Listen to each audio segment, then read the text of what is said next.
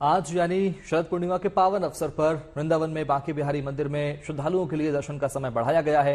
माना जाता है कि शरद पूर्णिमा पर ठाकुर जी की आराधना से भक्तों को सौभाग्य और समृद्धि का वरदान मिलता है। आम दिनों के मुकाबले शरद पूर्णिमा के मौके पर बड़ी संख्या में श्रद्धालु बांके बिहारी मंदिर में दर्शन के लिए पहुंचते हैं। ऐसे में मंदिर प्रशासन की ओर से भक्तों की सहूलियत के लिए सुबह और शाम एक घंटे का दर्शन का वक्त बढ़ाया गया है। आज शुभ दिन पर बांके बिहारी जी मंदिर में महाराज की मुद्रा में मुरली बजाते हुए अपने भक्तों को बांके बिहारी दर्शन दे रहे हैं। साल में एक बार भगवान मेरे बांके बिहारी जन जन के आराध्य श्री बिहारी जी महाराज बंसी धारण करते हैं और मोर मुकुट कटकाछनी का दर्शन होता है। ठाकुर जी का विशेष रूप से भोग लगाया जाता है।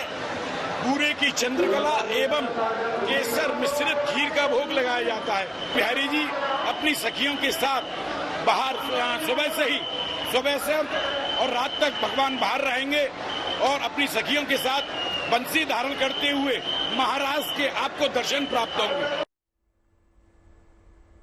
तो आज शरद पूर्णिमा के शुभ अवसर पर बात करने के लिए हमारे साथ जुड़ चुके हैं जाने माने ज्योतिषाचार्य पंडित संजय शर्मा जी। पंडित जी, बहुत बहुत स्वागत है आपका गुड न्यूज टुडे पे। सबसे पहले आपको भी शरद पूर्णिमा की बहुत बहुत शुभकामनाएं। आप सबको भी शरद पूर्णिमा की शुभकामनाएं, सभी दर्शकों को शुभकामनाएं।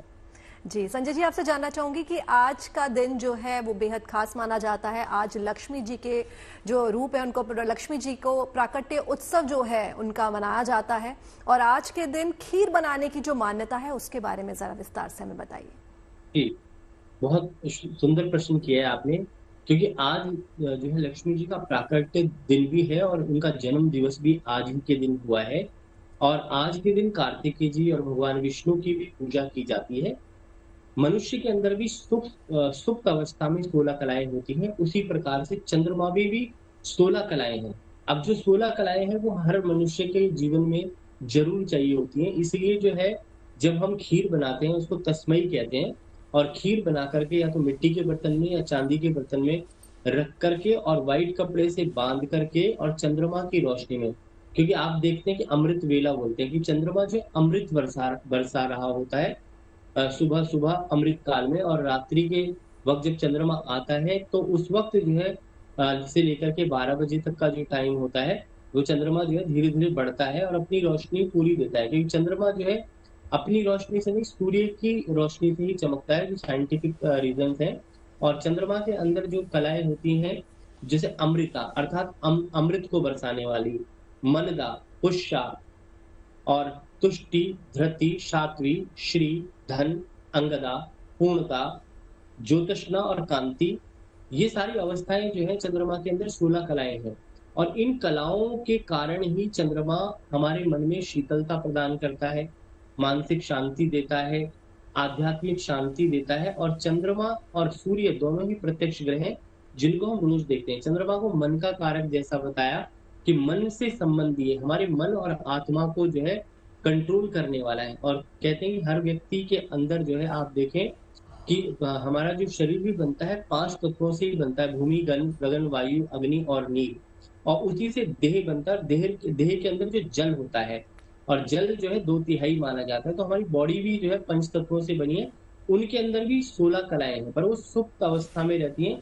हमें शांत रहना, हमारे चित्त को शांत रहना। और आज के दिन जो खीर बना करके आप जब चंद्रमा की रोशनी में रख देते हैं तो ये जैसे हाई बीपी है, कोई ब्लड प्रेशर है, शुगर है, कोई भी नाना प्रकार के रोग हैं, क्योंकि चंद्रमा अपनी कलाओं में अमृत बरसा रहा होता है, वो अमृत तुल्य जो है वो खीर। कहते हैं कि देवता भी अमृत पाने के लिए जो है जब समुद्र मंथन हुआ तो आपस में झगड़ने लगे और राक्षसों को जो है अमृत नहीं पीने दिया।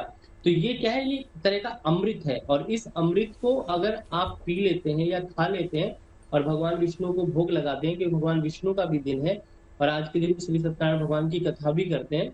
और तुलसी दल कहते हैं जरूर रखना चाहिए आज के दिन, बिना तुलसी के जो भगवान को भोग अर्पित नहीं होता। तो ये सारी चीजें करके और उसको अमृत समझ करके खीर को अगले दिन ग्रहण करना चाहिए चंद्रमा की रोशनी के बाद भगवान को भोग लगा करके। इससे आपके देह की पुष्टि होती है, शरीर की पुष्टि होती है, आत्मा की संतुष्टि होती है और व्यक्ति के जीवन में रोगों से उनको निवृत्ति प्राप्त होती है।